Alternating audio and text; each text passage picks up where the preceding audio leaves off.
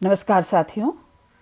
आज मैं अपने कुछ एमए के विद्यार्थियों की डिमांड पर श्रीलाल शुक्ल जी के उपन्यास राग दरबारी पर कुछ बात करना चाहती हूँ। साथियों, वो उनके पाठ्यक्रम में भी है और यूजीसी की परीक्षा में भी मैला आंचल और राग दरबारी पूछा ही जाता है।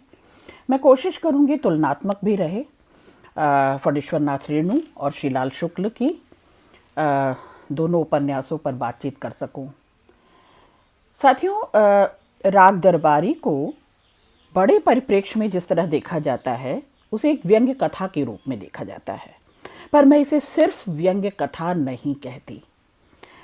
स्वतंत्रता के बाद भारत का जो ग्रामीण परिवेश था, जो ग्रामीण जीवन था, उसमें लगातार मूल्यहीनता की परत दर परत जो विसंगतियां दिखाई दे रही थीं, जीवन मूल्यों से हम कट रहे थे।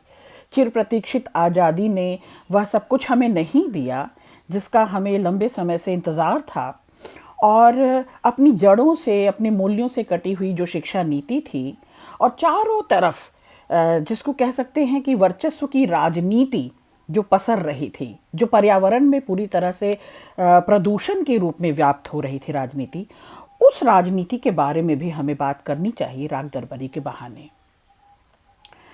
साथियों, गोपाल राय जी कहते हैं इसी उपन्यास के लिए कि राग दरबारी उत्तर प्रदेश के पूर्वांचल के एक कस्बा नुमा गांव शिवपालगंज की कहानी है। शिवपालगंज से ही वहां रहने वाले ग्रामवासियों को गंजाहा कहा है बार बार। उस गांव की जिंदगी है, उस जिंदगी के धड़कते क्या कह सकते हैं का पूरा स्पंदन है, दस्तावेज है। और स्वतंत्रता प्राप्ति के बाद ग्राम विकास और गरीबी हटाओ के आकर्षक नारों के बावजूद आज़ादी घिसट रही थी, जिन तक पहुंचनी थी पहुंच नहीं पा रही थी, आज़ादी के सही मायने नहीं मिल रहे थे। इन सब पर भी बात हमें करनी चाहिए राग दरबारी के बहाने। राग दरबारी की कथा भूमि एक बड़े नगर से कुछ दूर बसे गांव शिवपालगंज की है। यानी नगर और महानगर और शहर के पास एक गांव है शिवपालगंज। वहाँ की जिंदगी, वहाँ की प्रगति, वहाँ का विकास और तमाम विकास के नारों के बावजूद जो वहाँ निहित स्वार्थी राजनीति घट रही थी, पनप रही थी, और अनेक तरह के अवांछनीय तत्वों के घात प्रतिघात के सामने जिंदगी सिसक रही थी, घिसट रही थी। हम उस पर भी बात करेंगे। शिवपालगंज की पंचायत है, कॉलेज की प्रबंधन समिति है, और कोऑपरेटिव सोसाइटी के सूत्रधार वैद्य जी हैं। साक्षात वैद्य जी राजनीतिक सांस्कृतिक क्या कह सकते हैं, भ्रष्ट, अराजक, अनीति, अनाचार के प्रतीक हैं। दरअसल प्रजातंत्र और लोकहित के नाम पर हमारे चारों तरफ जो वर्चस्व की राजनीति पनप रही है, जो जिसे मैंने कहा कि पर्यावरण में प्रदूषण के रूप में अधिक व्याप्त है। दरअसल राजनीति दो तरह की होती है, परिवर्तनवादी और अवसरवादी। आज़ादी के बाद परिवर्तन के रूप में वह राजनीति न दिखाई दे रही थी, मतलब न वो समाज में कोई परिवर्तन ला रही थी, न व्यक्ति के सोच और विचार में कोई परिवर्तन ला रही थी, बल्कि वह अवसरवादी होती धीरे धीरे जा रही थी। इस उपन्यास में आदर्शवाद और यथार्थवाद के बीच खींचतान है। शहर का पढ़ा लिखा नौजवान अपनी किताबी शिक्षा लेकर किताबी आदर्शों को ढोकर गांव पहुंचता है, और उसे गांव की सारी व्यवस्था भ्रष्ट लगती है। वह हर समय यह कोशिश करता है, हर संभव प्रयास वह करता है कि कैसे इस व्यवस्था में सुधार लाए। तो जब वह देखता है कि अन्याय के खिलाफ लड़ने वाले का पलड़ा कमजोर होता जाता है, तो वह लोगों को उद्बोधित करता है, जगाने की कोशिश करता है, आवाज उठाने की बात करता है। इस सारी कोशिश के बावजूद अप्रत्यक्ष रूप से वह देखता है कि बेईमानी के विरुद्ध जो लोग लड़ रहे हैं, वो दरअसल शांत कर दिए जा रहे हैं, और जो बेईमान है, जो भ्रष्ट है, जो अराजक है, वे लगातार उकसाए जा रहे हैं। इतना सब करने के बाद भी जब उसकी कोशिशों में कोई सुपरिणाम नहीं निकलता, तो भी वह हार नहीं मानता। गांव छोड़कर जाने का फैसला लेता है, पलायन करने की फैसला लेता है, क्योंकि देखता है कि हर तरफ बेईमानी और भ्रष्टाचार पसरी हुई है, सांस में, जिसे मैंने कहा ना, पर्यावरण में पसरी हुई है। वो इस बात पर सोचता भी है कि छोटे बड़े हर रूप में, वो कहते हैं ना, हर शाख पे उल्लू बैठे हैं, अंजाम गुलिस्तां क्या होगा। तो हर पद प्रतिष्ठा पर इसी तरह के उल्लू, विवेकहीन अराजक शक्तियां, शक्तिशाली सत्ता का जो चेहरा है वो सामने दिखाई देता है। और इस तरह से रंगनाथ जो है बड़ी सोच में, बड़ी दुविधा में पड़ जाता है, और वह कहता है कि छोटा बड़ा हर रूप दरअसल मुझे इसी तरह का दिखाई देता है। तो एक तरह के आदर्शवाद और यथार्थवाद की टकराहट है, और ना हार मानने और उसकी सतत प्रक्रिया पर भी श्रीलाल शुक्ल प्रकाश डालते हैं। देखिए, उपन्यास की भाषा पर अगर बात करें तो आंचलिकता तो है ही। आंचलिकता के बहुत सारे तत्व, यानी अंचल विशेष, क्षेत्र विशेष की भाषा, बोली भाषा है ही। उत्तर प्रदेश का अवध है, अवध के प्रांत में बोले जाने वाले तमाम शब्द इसमें आपको मिलेंगे। कई तरह तो सीधे सीधे अवधी भाषा में वार्तालाप एकदम उद्धृत है, दिखाई देता है।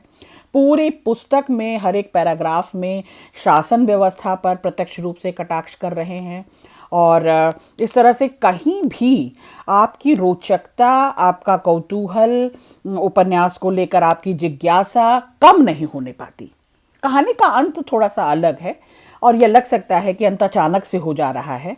साथ ही कॉफ़ी हाउस में चलने वाली तमाम वैचारिक चर्चाओं पर भी व्यंग्य कसा गया है इस उपन्यास में, जिनका कोई कभी परिणाम नहीं निकलता। बहस का और चर्चाओं का और कॉफ़ी और चाय पर बैठी हुई बहस का कभी कोई परिणाम नहीं निकल कर आता। श्रीलाल शुक्ल इस ओर भी आपका नज़र खींचते हैं। लेकिन इसमें भाग लेने वाले तमाम लोग अपने कर्तव्य की तिश्री केवल बहस करके मान लेते हैं। श्रीलाल शुक्ल जी की ये कृति 1969 में साहित्य अकादमी पुरस्कार से नवाजी गई, क्योंकि कटाक्ष इसमें ज़बरदस्त है। हर तरह का कटाक्ष आप देखें इस कहानी में। जो इर्द गिर्द किरदार हैं, कहानी जिनके इर्द गिर्द घूमती है, अनेक पात्र हैं, और सभी किरदारों को बराबर की अहमियत दी गई है। यह भी महत्वपूर्ण है इस उपन्यास में। गांव की राजनीति के दो प्रमुख ध्रुव कहेंगे। एक वैद्य जी हैं और एक रामाधीन भीखम खेड़वी। वैद्य जी अपरोक्ष रूप से गांव का कॉलेज, कोऑपरेटिव सोसाइटी चलाते हैं, और इस प्रकार प्रधान पद पर वैद्य जी के गुट,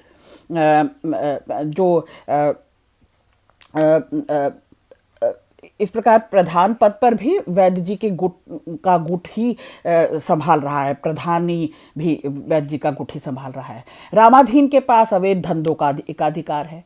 वैद्य जी के दो बेटे हैं, एक अखाड़े में पहलवानी करता है और दूसरा कॉलेज में राजनीति और गुंडागर्दी करता है। रंगनाथ शहर का पढ़ा लिखा लड़का है, शहर से पढ़ लिख कर आता है, गांव में अपने मामा जी वैद्य जी के पास आता है।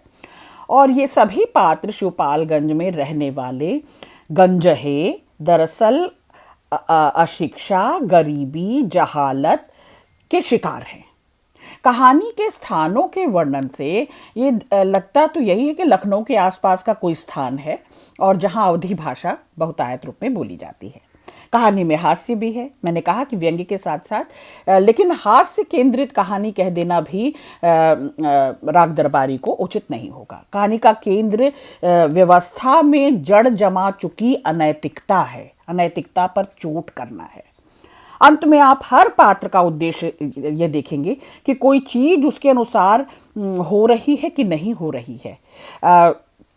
व्यवस्था को सुधारने से किसी का कोई उद्देश्य नहीं पूरा होता। सरकारी तंत्र के जिन अंगों का यहाँ पर जिक्र किया गया है वह बहुत पतित रूप में, गिरता हुआ रूप में दिखाई देता है। चाहे वह पुलिस हो, चाहे वह न्याय व्यवस्था हो, न्यायालय हो, चाहे सरकारी विद्यालय हो, सरकारी विद्यालयों के निरीक्षक हों, गांव के प्रधान जी ही हों क्यों ना हो, तो हर एक व्यवस्था को अपने अनुसार ढाल लेना, यह कोई इस उपन्यास के पात्रों से सीखे। हर पात्र इसमें कुशल है, दक्ष है। ये करते समय भी ऊपर से वह आदर्शवाद का दिखावा बनाए रखता है। और भाषणों में लेक्चर बहुत हो रहे हैं इस उपन्यास में। भाषण, भाषणों में आदर्शवाद की कोई कमी कहीं दिखाई नहीं देगी, आदर्श बघारा जाएगा। सामान्य जनता में भी शायद इस बात का भरोसा हो जाता है कि जिसके पास शक्ति है, जिसके पास सत्ता है, पद प्रतिष्ठा है, वही सब कुछ कर सकता है, अन्यथा व्यवस्था से लड़ने का तो कोई फायदा ही नहीं है, व्यवस्था से टकराने का कोई फायदा ही नहीं है। तो उपन्यास में यह भी दिखाया गया है कि किस प्रकार से रबर स्टैंप लोगों के माध्यम से सत्ता को पर्दे के पीछे से संचालित कर रहा है। आप समझ रहे हैं? आप ये देखें कि इस उपन्यास में भाषा कहानी की का सबसे प्राण तत्व है।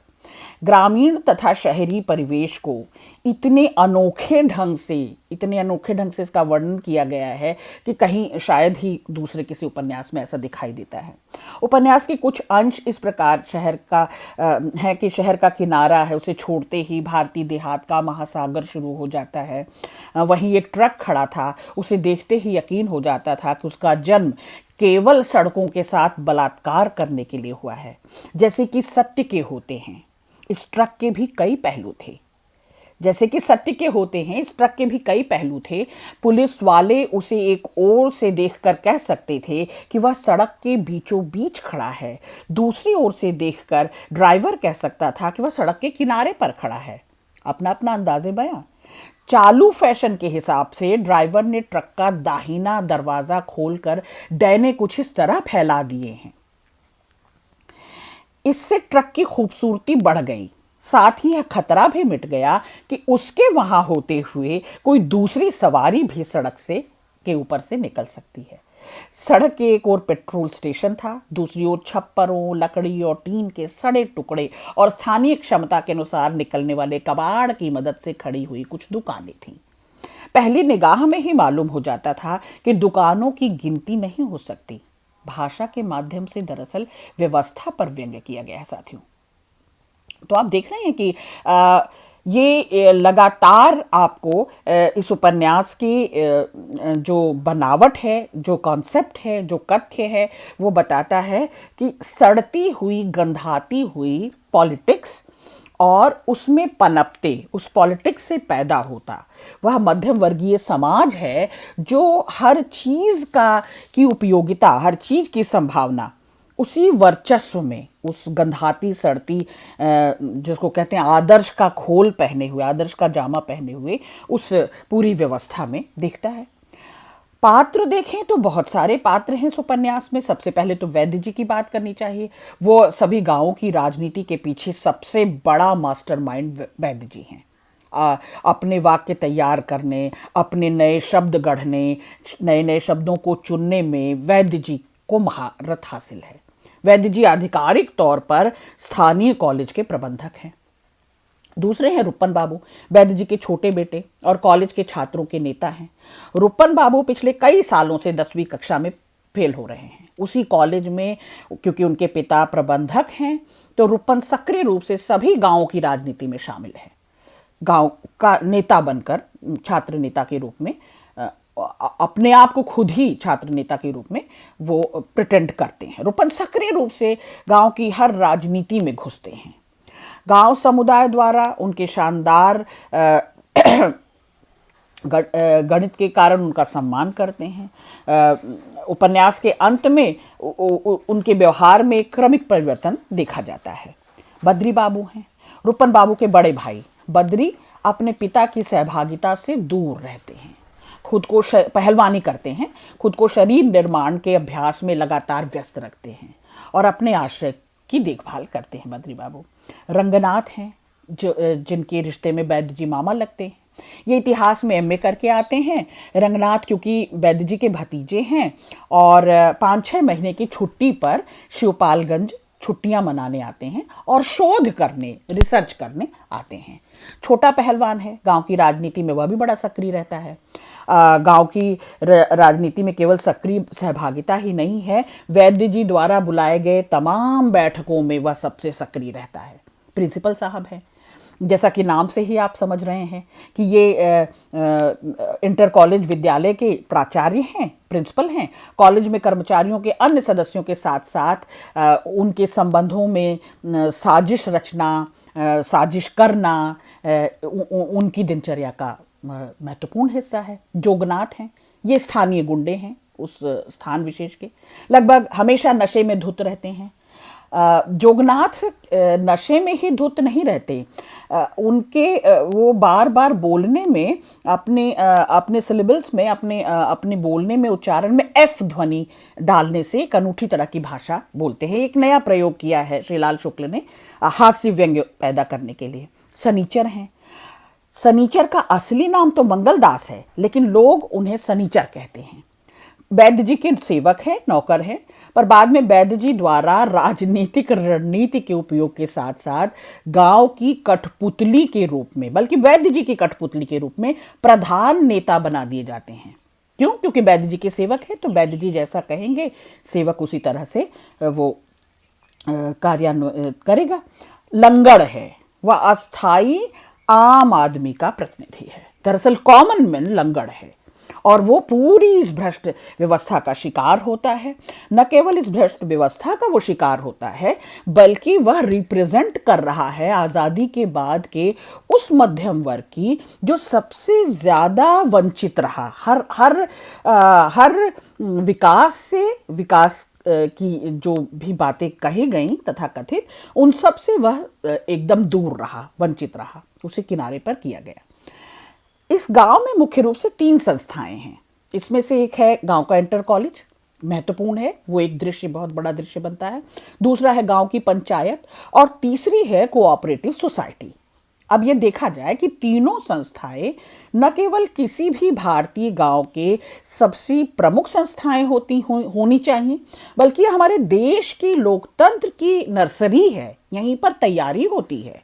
फिर चाहे इंटर कॉलेज हो, चाहे पंचायत हो, कोऑपरेटिव सोसाइटी हो, ये सब देश के लोकतंत्र को मजबूत बनाने के लिए दरअसल ये वो तैयारी की जाती है, नर्सरी की तरह होता है।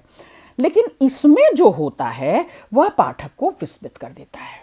तीनों संस्थाओं में चुनाव जीतने की तिकड़म, अपने अपने आदमी फिट करने की, जुगाड़ करने की, अलग अलग तरकीब निकालने की और सीना तानकर धड़ल्ले से गबन करने की, ये सारा दुस्साहस श्रीलाल शुक्ल दिखाते हैं। दरअसल राजनीति छोटे महकमों से कैसे पनपते हुए छोटे छोटे क्षेत्रों से, छोटी छोटी कुर्सियों से, पद प्रतिष्ठा से कैसे बड़े देश के स्तर पर कैसे पसर रही है, तो वह सब हमारी लोकतांत्रिक व्यवस्था पर खुलेआम प्रश्न चिन्ह लगाते हैं। पूरे के पूरे उपन्यास में गांव शिवपालगंज के माध्यम से न केवल भारतीय समाज बल्कि पूरे देश की जड़ता, मूर्खता, विवेकहीनता, पाखंड, मूल्यहीनता, अवसरवादिता, जिसे मैंने कहा कि राजनीति का दूसरा रूप अवसरवादी राजनीति होती है, जिसकी वजह से तमाम तरह के जातिवाद, नस्लवाद, क्षेत्रवाद पैदा होते हैं, तानाशाही प्रवृत्ति, भ्रष्टाचार और सरकारी दफ्तरों की पूरी काहिली, जहालत, काहिली कहते हैं कायरता को, कामचोरी को, और जहालत कहते हैं विवेक की दरिद्रता को, बुद्धि की दरिद्रता को, बुद्धिहीनता को जाहिली कहते हैं, निरक्षरता नहीं, बुद्धिहीनता। तो नेताओं का जो ओछापन है या गांव की जो घटिया राजनीति है और लोगों की आपसी खींचातानी है, यह सब कुछ शिवपालगंज का मानचित्र तैयार करती है, शिवपालगंज का पूरा तस्वीर बनाती है। उसे आज भी ज्यों का त्यों आप देख सकते हैं। बल्कि ये श्रीलाल शुक्ल जी का यह उपन्यास आज अधिक प्रासंगिक है, क्योंकि ये जो अंधेरा, जातिवाद, नस्लवाद, क्षेत्रवाद या गरीबी और जहालत, भ्रष्टाचार, मूर्खता, पाखंड, मूल्यहीनता, अवसरवादिता, तानाशाही प्रवृत्ति, ये सब आप अपने आज के समय में देखें, परखें तो और अधिक विकराल रूप में आपके सामने आ गया है। तो आप ये कहें कि और अधिक विकृत रूप में आपके सामने है और अधिक समसामयिक बन गया है, प्रासंगिक बन गया है, और इसे आप बड़ी शिद्दत से अब महसूस कर सकते हैं। तो यही इस उपन्यास में अभी तक प्रासंगिक बने रहने की सबसे बड़ी वजह है, जो मैं बता रही हूँ आपको। आप देखें कि 1969 में यह मैंने आज़ादी के बाद 20 वर्ष के मोहभंग का काल इसे मान लें, मोहभंग हुआ, तमाम चीज़ों से मोहभंग हुआ, लोकतांत्रिक व्यवस्था से मोहभंग हुआ, तभी तो ये बुर्जुआ लोकतंत्र का सारा दुष्परिणाम आपको इसमें दिखाई देता है। उस उपन्यास के 50 वर्षों का दौर, मोहभंग का दौर, पूरे उदारीकरण को राग दरबारी के सूरत हाल में आप देखें तो जैसे लगता है कि कोई बड़ी तब्दीली हुई ही नहीं, सब कुछ निकम्मा साबित हुआ। यहाँ यह बात गौर करने की है कि लेखक श्रीलाल शुक्ल स्वयं एक प्रशासनिक अधिकारी रहे थे और गांव के इस जीवन को उन्होंने खुद भी भोगा, जिया, देखा था, साक्षी रहे थे। बल्कि एक आईएएस अधिकारी के तौर पर उसके विभिन्न आयामों से वे खुद भी जूझते रहे थे। तो इस उपन्यास के माध्यम से कहीं न कहीं उन्होंने उन तमाम प्रशासनिक विफलताओं से जो कुंठा उपजती है, जो निराशा और असंतोष मिलता है, जो मोहभंग मिलता है, जो स्वप्नभंग होता है, तो उसको बहुत यथार्थ रूप में, बहुत प्रामाणिक रूप में आरंभ से अंत तक अपने तमाम कथन के द्वारा, उपन्यास में जो कथन वे लाते हैं उससे पुष्ट कर रहे हैं। उपन्यास का सबसे यादगार पात्र लंगड़ है। आपको याद रह जाएगा पूरा उपन्यास पढ़ने के बाद, जो भारत के आम लोगों को रिप्रेजेंट कर रहा है, वो हमारा प्रतिनिधित्व करता है। इसके बारे में पढ़कर अचानक ही हमें प्रेमचंद के गोदान का होरी भी याद आ जाता है, क्योंकि लंगड़ जो है वो सरकारी दफ्तर से एक दस्तावेज हासिल करना है। इसके लिए वह दफ्तर के दफ्तर चक्कर लगाता रहता है, न जाने कितने चक्कर वह लगा लेता है, लेकिन दस्तावेज पाने में असफल ही रहता है। वह उसकी जिद रहती है कि वह मुट्ठी गर्म नहीं करेगा, उससे जिद रहती है कि वह घूस नहीं देगा। अब लंगड़ की नियति और होरी की नियति एक जैसी तो है, जो अपने घर के आंगन में गाय बांधने की एक छोटी सी इच्छा अपने पूरे जीवन में पूरा नहीं कर पाता। आप देखें कि छोटा सा भाव है, गाय बांधने की छोटी सी इच्छा है, और इतना बड़ा अभाव है होरी। तो आप होरी को देखें और लंगड़ जो चाहता है कि नकल पा कर रहूँगा, मैं अपना दस्तावेज, अपना कागज़ वापस लेकर रहूँगा, लेकिन वह इस जिद पर भी रहता है कि वह मुट्ठी गर्म नहीं करेगा, वह घूस नहीं देगा और नकल प्राप्त करके रहेगा। तो इस तनातनी को आप इस तरह से देख सकते हैं। इस उपन्यास की सबसे बड़ी ताकत यही धारदार व्यंग्यात्मक शैली है। इसके व्यंग्य को समझने के लिए तो आपको साहित्यिक ज्ञान और आपके भीतर वो साहित्यिक अभिरुचि भी होनी चाहिए, आपको भाषा संबंधी वो विशेष एक समझ होनी चाहिए, है ना। और एक आपके भीतर वो 3 चीज़ें ज़रूर होनी चाहिए। क्रिएटिविटी, सृजनात्मक क्षमता हो आपके भीतर, क्यूरियोसिटी, आपके भीतर बहुत सारी जिज्ञासा हो, और कमिटमेंट हो। तब तो आप श्रीलाल शुक्ल के इस उपन्यास को बहुत अच्छे से गुन सकते हैं। पढ़ सुन तो सकते हैं, पर इसे गुनना भी है, भीतर उतारना भी है। तो आप इसके साथ जितनी तादात्म्य स्थापित करेंगे और जितना आप भाषा संबंधी इस छेड़छाड़ को समझने के लिए भीतर गहरे बैठेंगे, आपको श्रीलाल शुक्ल का यह उपन्यास राग दरबारी उतनी ही बेहतर तरीके से समझ में आएगा। इस उपन्यास के कुछ चुटीले वाक्य हाँ आप इन्हें देखें कि एक ट्रक खड़ा था, उसे देखते ही यकीन हो जाता था उसका जन्म केवल सड़कों के साथ बलात्कार करने के लिए हुआ है, या वर्तमान शिक्षा पद्धति रास्ते में पड़ी हुई कुतिया है जिसे कोई भी ठोकर मारकर चल देता है। तो साथियों, आप ये देखें कि श्रीलाल शुक्ल अपनी भाषा में भी कितने बढ़िया प्रयोग कर रहे हैं। अब कहानी के पात्रों को आप अगर समझने की कोशिश करें तो वैद्य जी हैं, रूपन बाबू हैं, बद्री पहलवान हैं, रंगनाथ है, रंगनाथ वही जो अपने मामा जी के घर आता है शहर से वापसी शिक्षा लेकर, छोटा पहलवान है जो राजनीति करता है, राजनीति बोता है, खन्ना मास्टर तो हैं ही, जोगनाथ है, शनीचर है, और लंगड़ है। ऐसे कुछ किरदार हैं। इन चरित्रों को श्रीलाल शुक्ल बखूबी अपने इस उपन्यास में वो स्थान देते हैं कि गांव की राजनीति पूरी समझ में आती है। राजनीति ज़रूरी नहीं है कि बड़ी बड़ी पुस्तकें पढ़कर, बड़े बड़े ग्रंथ पढ़कर या बहुत ऊंची शिक्षा लेकर ही राजनीति समझ में आती हो। इस राजनीति को समझने के लिए, सत्ता के और शक्ति के धौंस जमाने वाली राजनीति को समझने के लिए, वर्चस्व की और दलीय राजनीति को समझने के लिए, फिर चाहे वो बद्री पहलवान हो, एकदम निरक्षर है, पढ़ा लिखा ही नहीं, रूपन का बड़ा भाई है, और खुद वैद्य जी हो, वैद्य जी में एक ठसक है, एक धौंस है, एक क्या कहते हैं, अपने वर्चस्व को कायम रखने की सबसे ज़्यादा ललक है। और आप वैद्य जी को देख लें और उनके इर्द गिर्द और उनके आश्रम में पलने वाले तमाम चरित्रों और पात्रों को देख लें, तो गांव की पूरी स्थिति इन चरित्रों और पात्रों से त्रस्त है। खन्ना मास्टर ईमानदारी का प्रतीक तो हैं, पर प्रिंसिपल साहब के काले कारनामों से पर्दा उठाने की कोशिश करते रह जाते हैं। आप देख रहे हैं। तो राग दरबारी में लेखक ने शिक्षा व्यवस्था के संदर्भ में भी, और जो मूल्यों से और जड़ों से कटी हुई शिक्षा है, जो बेहतर मनुष्य बनाने या मानवीय मूल्यों को बोने में असफल हो रही है, तो उस पर भी व्यंग्य करते हैं कि कोई भी वह उस कुतिया की तरह है जिसे कोई भी कहीं भी लात मारकर चल सकता है। तो ये उपन्यास की कुछ लाइनें ऐसी हैं कि जो ध्वस्त होती सरकारी शिक्षा है और उस व्यवस्था पर पूरी तरह चोट है दरअसल। तो आज के लिए राग दरबारी की में आपको कथा में प्रवेश कराया है मैंने, कुछ पात्रों और चरित्रों से परिचय कराया है। अगले व्याख्यान में राग दरबारी के व्यंग्य को, राग दरबारी में श्रीलाल शुक्ल जी जिस व्यंग्य को और तमाम मुद्दों को, समस्याओं को एक साथ पिरोते हैं और सॉल्यूशन एरिया, समाधान आपसे ढूंढने को कहते हैं, उस पर अगले लेक्चर में ज़रूर बात करूंगी। तब तक के लिए शुक्रिया, जुड़े रहिएगा। आप लोगों की डिमांड पर ही, एमए के तमाम साथियों के डिमांड पर ही वीडियो बना रही हूँ। तो राग दरबारी को आप क्रम से हर श्रृंखला में समझने की कोशिश कीजिएगा। बहुत शुक्रिया।